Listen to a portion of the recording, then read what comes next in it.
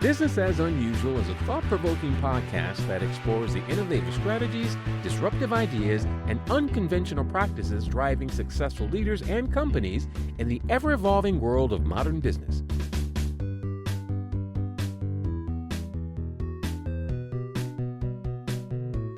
Subscribe, comment, and share for weekly inspiration with our host, Aicila. In this episode of Business as Unusual, join me in learning from Dr. Esther Zeledon as we dive into the transformative world of personal and organizational change. Dr. Zeledon is a Latina immigrant, former diplomat, and award-winning author. Tune in to discover how Dr. Zeledon's power framework has helped both communities and individuals operationalize their visions, creating lasting change. Whether you're looking to redefine your path, inspire collective growth, or understand the importance of alignment in achieving goals, this episode will provide valuable insights and real-world examples to ignite your journey. Hi, welcome to Business as Unusual. I'm here today with Dr. Esther Zeledon of Be Act Change. Welcome to the show. Thank you. Thank you. And Dr., can I call you Esther? Yes, just call me Esther. Like, I know how much work that is from the outside. I'm like, if you want to walk around saying my name is Doctor and everybody all the time, I fully respect this. So much. So many props. Is a Latina immigrant and former diplomat turned award-winning author, international speaker, and coach. She's collaborated with global leaders to address complex humanitarian challenges.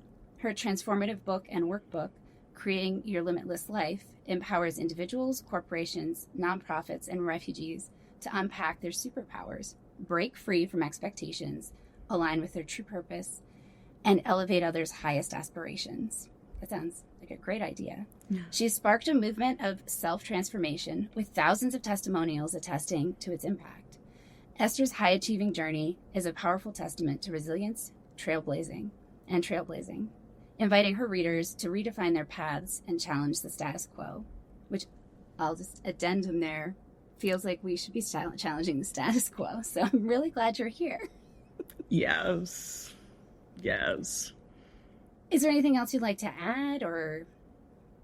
No, you got it. You covered it. So I appreciate you sharing so much information.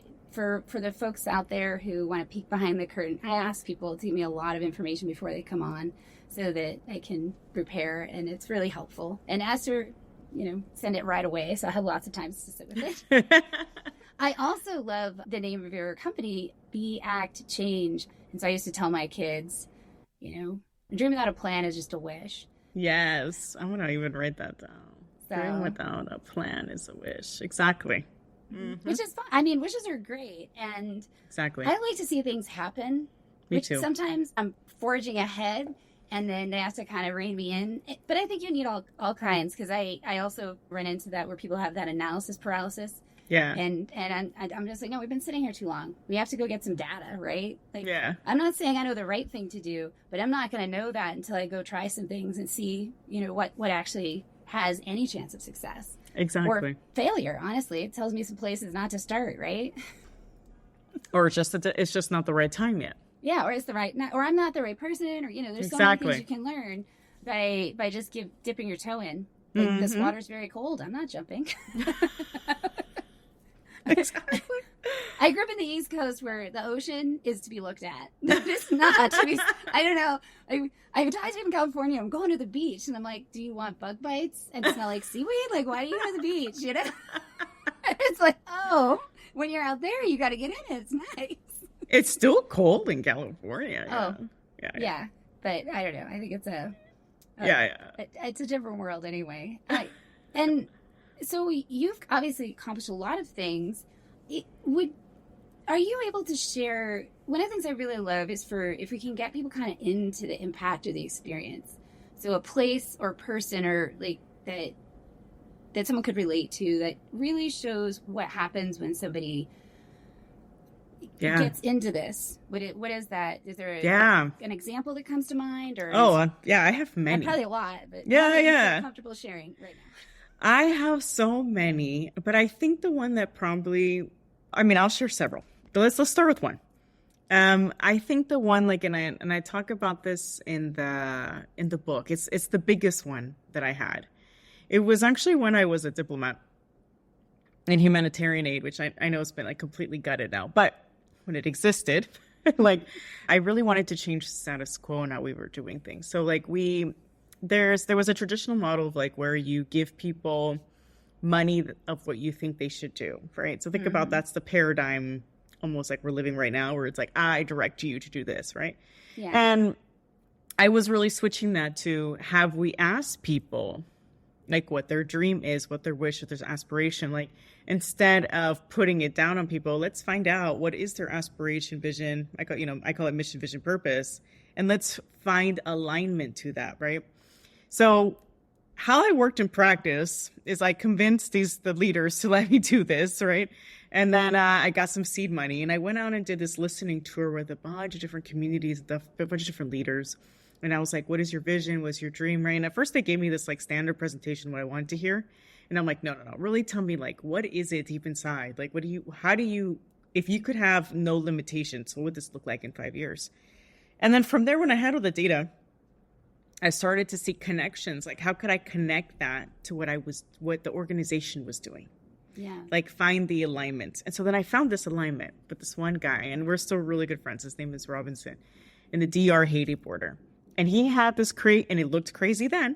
Mm-hmm. He was a fisherman and he had this crazy dream. He's like, look, it's like this tiny town in the DR Haiti border. Everyone thinks that the border is like super dangerous. You know, you hear in the news and it's bordering Haiti and there's nothing there. And you imagine like, I don't know, guards and ugliness, right? But it's actually this beautiful spot. Like when I went there, I was like, how does people don't come here? It looks like Cabo San Lucas. And I was like, how does nobody know about this? But he had this vision that he's like, I have this vision of growing this big dive shop, bringing people here, bringing tourism here. He's like, the thing is, he's like, back in the 1400s and like late 1500s, he's like, this used to be the spot. He's like, this was like the colonial like ship spot. There's 450 shipwrecks here. This used to actually be like the center of the whole island. And he gives me all this history and he's like, and I want to bring that back to life and bring ecotourism, because what they were facing was that they had to go out like an hour and a half to find fish because it was overfishing, because they shared a bay. The coral reefs were dying. He's like, I'm not seeing the same sea life. He's like, not a lot of people are visiting. He's like, I don't want to go anywhere. I don't want to move anywhere. So I was like, you know what? I believe in your vision. So I found some alignment. I'm like, man, we could align this to like saving corals, biodiversity. We could align it to livelihoods and ecotourism, right? So I start to find alignment and I start pitching, right? And so like one of my strengths is I help people pitch decks, pitch scripts, like, and like pitching can be anything. It's not just like a social entrepreneurship thing, right? You got to pitch, you got to be able to speak about yourself if you're looking for a job, if you're trying to promote within an organization, if you're trying to even tell your kids what vacation to go to, right? You need to know how to do a pitch. Yeah. And so I went and pitched this idea. And so then I got the money and we co-created it together. So we created this, like I call my model like the power model, right? So it's like a power framework and we shared the power. Mm-hmm. And so from his vision, we created a 5-year plan. Mm-hmm. And that's like the O. And then we worked together on it and made his vision a reality. And then by the end of the 5 years, we raised $100 million. The town completely transformed from a fishing town to an ecotourism town. He got his dive shop, catamarans. We worked with social influencers so that, it's a huge local now tourism spot. He's been on Ocean X, Nat Geo. He's been on the History Channel. I've brought, when I was there in the org, we brought in like ambassadors, congressmen to go look at it and experience it. And now and then he got government and companies, to then come into the vision, and he employs all the fishermen. The fishermen have transitioned. And then, even more importantly, all the fish came back. The coral restored, right? So all his visions came, right? And so he's very visionary. But that's how the framework works, right? It's taking this vision and taking it from a vision, like you said, like it's not, taking it from like that dream stage to an actual reality. and bringing everyone together along with it, right? And we were able to find something because they used to, like, the groups used to fight a lot. But with the shared vision, was able to bring everyone together and bring in everyone's, like, different strength and superpower to work on it together in their own way that worked. So everyone in the community was involved, and we were all equals, right? It's not a hierarchy thing. It's all of us bring something to the table, and we can make this work. So that is how my framework works on a big scale. And even when the funding ended and I left, and we're still, really good friends, he's continued it, right? He then made another 5-year vision plan of how to take it to the next level, and he's been doing it. And now he's getting, like, merchandise, and now he's, like, now he's doing, like, training diver, right? So it's like every step along the way, right? And making these visions, right? It's a 20, I always tell, like, entrepreneurs, it's a 20-year thing, right? It's not 1 year, 2 years. It's what is the legacy you're building in 20 years, and how do we create that? So that's, like, on a big scale. On a small scale, right? Like, on a person, it's helping them create, right, their own version of their limitless life, right? And that's why I have this book, Creating Your Limitless Life, with chasing the American dream crossed out. And it's basically like, what is your vision of that, right? It's not anyone else's vision. It's not what everyone else is telling you. What is yours? And then how do we operationalize that? Like, that's really my super skill, is like taking people's vision, like their mission, purpose, vision, and helping them operationalize it. Because that's what happens, is 92% of people give up on their goals. And then 80% of people are not clear on their purpose, right? When you have those two statistics, right, you end up having populations that then just follow the status quo or whatever people tell them to do. But that doesn't lead to sustainability, right? That's why we have so much, like, unhappiness, unfulfillment, frustration, all that, right? And my whole thing is, like, my whole concept, right? And I have a lot of case studies in my book, and, like, I give more examples. It's like, actually, you can make that vision a reality, right? And it's about that feeling and impact you want to create in 20 years. Because how you get there is going to change, right? Things are going to happen. What's happening right now in the world, right? It's changes. Right. But that vision of the feeling and impact won't. How you get there might. Right. So how do we create these? How do we operationalize it for you that it's like in the 15, 10, 5 years, so that you stick to it, that you make it, that you believe in it, undo all those limiting beliefs, right? Really believe in it so that we can flip. That's my mission in life, is like to flip that statistic. That it's actually like, that 92% of people make it happen. And that, like, only, and the same thing with purpose, that everyone understands what their mission, vision, purpose is. Because that also leads to healthier workplaces, right? And one of the other things I didn't talk about is at the same time I was doing this work with him, I was also working internally in the organization of the team, where I was like, hey, okay, I had to build a team from the bottom up with all this money. And I was like, okay, Art, but my team needs to be in alignment. Like, this is the mission vision that we're going to create in this place. But what are your own professional aspirations? What's your personal aspirations? How can we align both? Right? Because when people feel that alignment, know where they're going, they want to be there. They want to be engaged. They want to be productive. Right? And so it's like attracting the right people to your team. It's not about, like, I even challenge the way you hire people, right? I don't need someone in 15 years of experience or certain degrees, and I'm coming from someone who has all the degrees. It's about what is the how-to that we need to succeed, and that everyone has a space at the table to bring that in, right? And that we don't have to, we have our roles, but everyone brings something, and everyone's valued, everyone's appreciated. And that led us to, like, that led to even more impact, because then we all wanted to be there. We were all part of this journey, and it was like a shared success. So that's how the experience is. So, like, I do it different ways, right? So I help individuals that are, like, they might be a startup, a social entrepreneurs, operationalize it.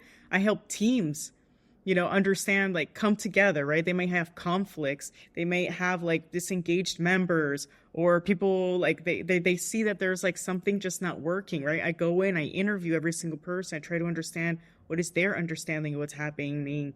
How do they see it? And then put that all together and be like, okay, let's all co-create where we're going now, get everyone engaged, get everyone on the same track. Who do you need to bring in? What are the gaps, right? And so I come in to help support the teams and help them get those structures so they can reach, right, whatever vision they're trying to do.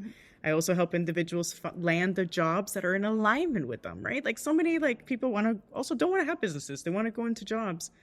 But sometimes at a scarcity, we're like, we're going to take the first one. And I'm like, wait, which is the one that's going to value your how-to? Sometimes we get frustrated in jobs because the way we're pitching ourselves, showcasing is based on like tasks we do, but not the solution we bring. And you want to be in a place that's going to value you for the solution you bring and how you bring it. And right, if you're transparent about that, then they understand what they're getting. You know what you're looking for, right? So I help people create this alignment, right, through the power framework, and it's applicable to everything. Community groups, couples, families, businesses, teams. Yeah. Yeah, it comes across as an incredibly powerful perspective, and that you were talking about teams, and it's not an accurate way to call it, but we'll talk about like miscommunication, and I feel like a lot of times it is that different perceptions, and if you're standing in someone's shoes and looking out, it's like, oh, that their perception is totally valid. There's no problem with that. But then when they run into each other, you get attached to, oh, I'm right. And that's where the bigger, I wouldn't say, I guess conflicts come. But I don't think necessarily conflict's bad either. I think that's where you develop learnings and understandings of different perceptions and create really powerful teams, because you understand how to see things, if not in the same way, to respect the differences that create that strength, right? Exactly. And actually people, they're fine with that, but they want to feel the problem is where they don't feel valued and appreciated for it, right? It's like when they feel attacked for it. So it's creating the space where what you bring is valued and appreciated. So if you're someone who's always like, and people understand that if you're someone's like, you know what, my how-to is that I like to challenge, I like to play devil's advocate, right? And if people know that in the team, then they're going to, when you bring that in, they're going to be like, oh, okay, awesome. This, you know, let's say Sarah is going to come in and bring us the devil's advocate, and they come and embrace it, and then they're valued for it, rather than attacked for it, right? And so like, and everyone, so that everyone knows what everyone is bringing, and that way people feel like they're being actually utilized as well. Like one of the biggest problems is when people feel underutilized and not like to their potential. Yeah. Yeah, I have those friends that I call when I'm trying to do something, and I know they'll poke holes, and that's what I want, because before I take that step out into committing myself, my resources to it, I want to get the holes and figure out, are those challenges I feel up for? Did I anticipate them? Or maybe I should pause a minute, because there's more going on here than I was able to get some sense of before I started thinking about action. Yeah. I say I rush in, but I do also do a little research. Yeah. And you know what's interesting though is that your friends might not even know that they do that, right? I have this really cool exercise that I tell everyone to text 5 of their friends, like, that don't know each other, and ask them, what do you seek me out for? How have I impacted you? When and how? And be like really specific about an example. So then you could see the themes that come out. And people are like, oh my God, I'm sought out for that, right? And so it's like, we don't even know how we solve problems and what people seek us out for. And that's like a way of validating it, that throughout your whole life, and realize that's always been me, right? So it's like that takes away also from like defining yourself by like what your job and what you're doing now. It's like, no, I've had this way of like solving problems and helping people my entire life. And it's just about how am I going to continue doing that in different spaces. But it's a really cool exercise, because sometimes like when I work with people, they're like, I had no idea that's how I help people. I see now the themes, and whoa, right? And they might not even, it's like a blind spot we have.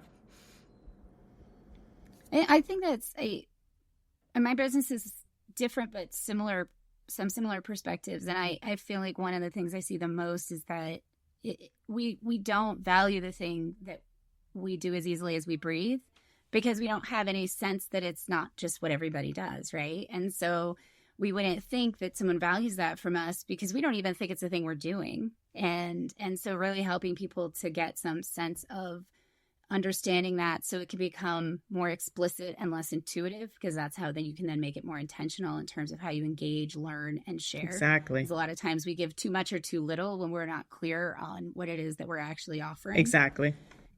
So that's a great tip. I'm going to pass that on. I mean, I guess I am, because it's going to be on the podcast, but also in conversations. Do you have a couple other tips you can give people who are maybe they're in a place where they're aware and they're maybe it's how they could understand how they could find their purpose or how they could become more actionable. It's just a small thing, obviously. Yeah. And I mean, there's a lot of different tips. I think how I like to start people out though is with the visioning exercise, right? And so like I like to just start off with like just like having people just close their eyes and imagine in 5 years how they want to feel and the impact they want to be having, and like really go deep. Like, who are you with? Where are you? Who are you working with? What's your day look like? What are you doing? Like, and I really just guide them through this visualization. And if you actually take the time to do that, it starts to tell you a lot, right? Like some people get visions of, I'm not working in an office, right? I'm at home. I'm partnering with different organizations, or like, and I have them go, tell me how your day looks like. What are you doing when you wake up? How are you feeling? Who are you working with, right? And it starts to tell you where you want to go, right? Other people are like, wow, I go into an office and I have this team and we're doing graphics and I also have time with my kids, right? But the vision gives you a sense of how do you want your life to look like in 5 years? What's that feeling? Like there's a feeling that comes up for you and when you're thinking about it, and then I have them summarize it for me in a word. So I think that's one tip I could have is think about 5 years. What's the feeling and impact, and summarize it in a word. It could be that you want to feel accomplished. You want to feel peaceful. You want to feel balanced. You want to feel calm. The next exercise is to take that and bring that down to next year. Let's say 1 year from now, right? How do you want to feel what you're doing? And it forces the person that next year has to build to the 5 years. It's not the same. And I think that's where people are like, wait, next year and then 5 years, right? And it's like, what can be that feeling and impact also in one word that builds to that 5 year? Because then you start to realize, hey, you know what? Things are not going to happen in 1 year time, right? We always overestimate what happens in 1 year. We underestimate what we can do in 5. And to realize, okay, you can move 3 things at a time, but you need to know where you're going. So just that visualization exercise and not attaching it to a metric, right? So I force people, don't tell me in 5 years I'm making, $1 million and I'm living in a yacht. Like, no, like what is the feeling and impact you're trying to create? Because by taking that to that space, we're not creating this sense of like, metrics that we might, we may meet, we may not meet, right? But that's not the goal here. The goal is, what is that feeling and impact so that you're constantly creating that. And then people can extend that to 20 years. So I usually start people there. And that's like a tip that just to give you some clarity of where it is you're looking for. And it also gives you clarity of what's holding me back to get there. And what changes do I have to make to do that? So that is the simple thing to start with that you can just take home with you and then be like, okay, what does it look like? Where am I? What am I doing? Who's around me? Yeah. Mm-hmm. That sounds very effective. Thank you for sharing. What does success look like for you? So I do the same thing for myself, right? What's that impact and feeling? And I do it at all the way to 40 years, right? So I do like 40, 35, all that all the way to the end. And for me, what I like I already know in 7 years, like my 7-year word is to be, is I want to feel influential, but influential, not in a sense of influence like fame, more like influential in the sense of helping switch that statistics. It's almost like I visualize it as like a light bulb, like opening up in people, right? It's like, oh my God, now like they have that clarity and now I can move forward, right? So that influence of doing that at a scale. And so for me, success is all the testimonials I have. I feel like I already have success. And I think at this point, the feeling and impact I want to have is just continuing serving and continuing creating that light bulb in people so that we can have like a society that's based on alignment. Because I think that when people are in alignment, then that's when we create community. That's when we create kindness and solidarity. That's when we create a more compassionate world. And it's when and we're in a growth mindset. And it's when we're in scarcity mindset, which is what I feel like we're facing right now, is when we're coming from a place of fear. That's when we're like, everything is about me, rather than the collective. And that's why a lot of this work is about childhood, because when we were children, because I do this for kids too, schools, kids know exactly how they want to change the world and how, and like they can answer the questions really fast at 7. But by 10, they're already like societal conditions, right? And they want to do something as a collective. And then we kind of, then society take them to individual. And so it's like, I want to bring people back to your purpose that's going to serve the collective. So success to me will be when we can shift the pendulum back, the other way, to functioning as a collective and together, and all of us working in unison, and like just being this, this solidarity movement. Well, and I'm only 2/3 of the way through, so I don't know the ending yet, but I've been reading this book called Humankind. I don't know if you've heard of it. And you would love it. It came out in 2021. I just picked it up. A friend of mine's an author, and she does futuristic sci-fi. Oh, and nice. She does a lot of reading because she's imagined a world in which there's neither military nor police. Exactly. She believes that's more, but it's hard to create that because it's so steeped in our cultural landscape. And so she does a lot of reading of sociology and research to kind of get some sense of what does that look like. And she read this for one of her books, and she was like, I really want you to read it so we can talk about it. And I started reading it, and I'm talking about it with everybody and her because it's just so interesting, because he's really gone through and all of those studies that are very famous that talk about how we were very selfish and how the minute that we have a chance to hurt people, we will. They were fabricated. Yeah. If you get down into the research, it's not real. We are... Exactly. Do we occasionally behave badly? Yes. And so far, he seems to be like, I'm 2/3 in, so I'm not spoiling it for you guys because I don't know. But so far, it seems like actually the thing that creates that is not the underneath primitive part of ourselves. That's the part of us that's collective, which aligns with what I believe and experience, what you're talking about with kids. It's the part of us that owns property and tries to dominate other people. And that's our civilized self. So do with that what you will. Yeah. But there's power, right? Like, and I've seen it like through my work, and I've seen it when with myself, everything, when people want to come together. There's like an epidemic of loneliness. Like people want it. And like that's why I have the Chase America dream. It's not so much of you can want those things. Like I put there, like, it's okay to want a house, all those things, right? But it's the way that we've defined it as, it's my individual chase and only I matter. That's the American dream thing that I'm fighting. It's not that. It's there's a bigger, like, that's so limiting, right? Like there's something that we can do as a collective, and we can do it together, and there's space for all of us. And it doesn't have to be this me versus you, or, and we're going to see it right now. Like, well, if you have, then you take from me. It does. There's enough for all of us if we work together for solutions. I love that. I'm going to check it out. I am a huge believer of that. It's been really refreshing, and especially in the current climate, to also feel genuinely validated in my belief in people.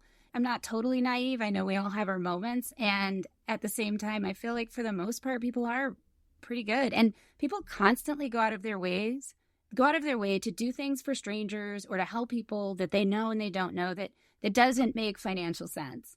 And for me, that's because we don't actually care about that. That's why the propaganda is so effective. Like, we have to be marketed to constantly that this is the way, because our natural instincts and our desire for connection will take us away from it the minute that we have any free time or space or ability to escape it, except for, I think, a very small amount of people. Exactly. So. No, I totally believe in that. And I agree.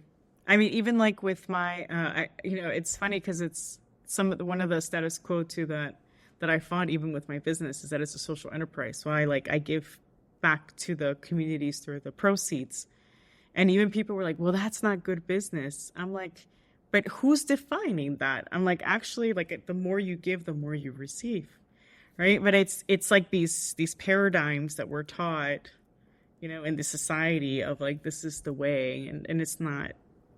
That's not true. Well, as part of the post-growth entrepreneurship training cohort a couple of years ago, they do a lot of like regenerative economy work, and it was, once again, it was really interesting to me because in like really thinking about that versus sort of the extractive models that we've inherited.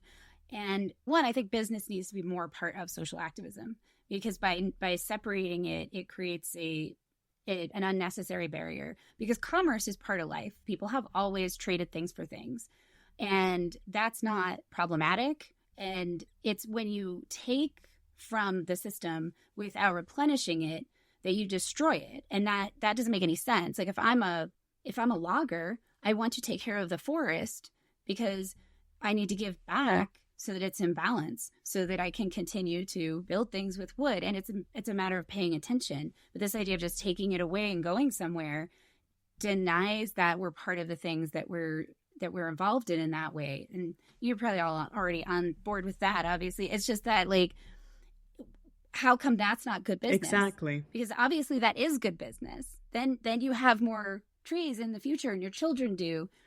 But for some reason, this idea of destroying, you know, there's that old nursery riddle. What is it? Or, you know, don't destroy the goose that lays the golden eggs. Like, why be so greedy? Yeah. That you can't enjoy the benefits, and then maybe go enjoy yourself. Like, sit on the beach. Exactly. Right. Well, and that's the thing too, Coast. right? And that's also we have to challenge that, like, rest. That joy is part of it. Rest is part of it, and yeah, absolutely. So my favorite question now is, what advice would you give your 18-year-old self? Oh man, I have so much advice for my 18-year-old self. My 18-year-old self was my book is really hyper niche at the high achiever people pleaser. Mm-hmm. I was, I'm a recovering. I always say recovering because the things you overcome, you're always still overcoming, right? Yeah. But I think the first thing I would say is listen to your intuition. There was so much. I've always had a really strong intuition, and I silenced it for so long, and I think a lot of us do, right? That's why I have in the back, like, do you have this voice inside of you, right? And I think if anything, to my 18-year-old self, I'd be like, follow that intuition, take those risks, and like really just get out there, right? Like there was this, I kept on waiting for the accolade to be ready. Mm-hmm. So I waited for like even though I was like mobilizing, I was always a community mobilizer, like on the side, and like being president of organizations and doing these things. But like I was always doing it like at a scale where I felt safe. I played it safe too long. And so my whole thing was like, I was always waiting like, well, when I have this power position, when I have this title, when I have this PhD, when I have this director thing, right? And that's part of that American dream model, right? That's when I can. And I think if I would tell my 18-year-old self, like, just do it now. Yeah. Do it now. You already have like your how-to. You have it now. Use it now. And that's why I like doing those exercises like with students too. Like a lot of my pro bono, the social enterprise work is with students because they like in their LinkedIn, they just put like, I'm a student. I'm going to, when I graduate. And I have them like do these vision boards, and I do that. I help them unpack their how-to because they're like, I don't have any how-to. I'm like, yes, you do. And we do like the text exercise. I do this $40 billion question with them, and I have them now introduce themselves by their how-to, because I'm like, you're more than a student. It's not like when you finish something. It's not when you turn 20. It's like you have value today. So I think at that 18-year-old self is like, yes, you're going to continue your education. You're going to continue growing, but like you take action now. Start building your legacy now. Stop waiting. And that's still a message for me even now, right? Like I think we all, I still am always waiting for something, like because of everything going on in world events, I was going to hit this big metric this year, and now I have to adjust because of everything going on. Yeah. And I find myself being like, well, now I have to wait to hit this one metric to do what I was going to do. And I have to tell myself the same thing I would tell my 18-year-old self. Why are you waiting for that? Right. That's not, Why are you waiting for that? Like, why do you need that validation? So it's the same. Just do it. Just do it. So that's the biggest advice I would give. But I mean, there's a lot of other ones. Like, don't make the, That's why I love it. I'm like, there's so many things that we could say to ourselves. And I think it is always, who we are, what we've grown through. There's always a little relevance to us today, maybe today. What's something you're excited about in the work that you're doing or your business? Any books or events, things coming up that you want to let people know about? Yeah, one thing that's really been, so my husband and I, we do breath work. And it was already picking up for us in before, this year. And I think what's been really nice is that that's something that's picked up more than we had envisioned. And like right now, there's like such a need for it. Like people need to like release. It's like release tension, release anger. There's so much anxiety and uncertainty. I think we have like every day something changing. And it's been a really, really cool thing. So we've been hosting like in-person and virtual events. And it's been growing. And it's like a beautiful community because like we do the exercise, people release, people share. And it creates this safe space. And at first we had not blended different genders, and now it's completely blended. And even that's been beautiful because there's been people in the group going like, wow, like I haven't been in like mixed groups and I feel very safe. And like, so creating this like safe space for people to be able to release so like they can recenter and not just release, but even just tap into their intuition of like what they need to do, what they should do. It's been really beautiful. So that's something I've been really excited about. We're going to be expanding that more this year. And it's been happening organic. Like it's just energetically aligned and happening on its own. And that's also part of the second book we're pitching. Because the next step of creating your limitless life, it's like, it's the trailblazing. There's no more roadmap. So now there's no roadmap. You got to trust yourself. But how do you do that? And I think it's really hard for people to tap in, and there's so many different ways to tap in. And I think it's just opening that up, right? There's all this stigma and myths around tapping in, or it's like, it's people are like, oh, it's woo woo, or it's only for this type of population. But the truth is it's for all of us and it's all of ours. And so that's really what we're super, that's the light in the tunnel right now.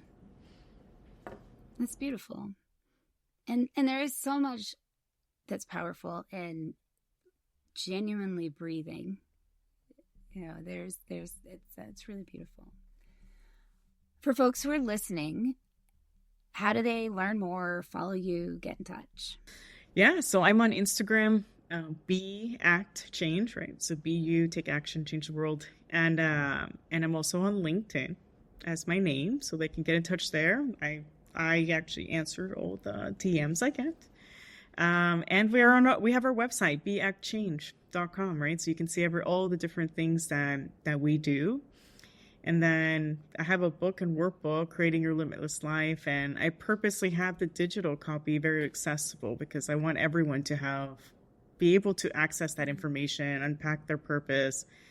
I tell people all the time, it's my full coaching program there because it's not, I don't have a scarcity mindset. It's growth. So do all the stuff, it's do all the exercises. If anything, it'll help you learn more about yourself and take you one step closer to making your vision a reality. Awesome. Yeah. So go check that out, guys. And thank you so much for joining me today. Thank you. I really appreciate it. It's awesome. And thanks for listening, everybody. See you next week.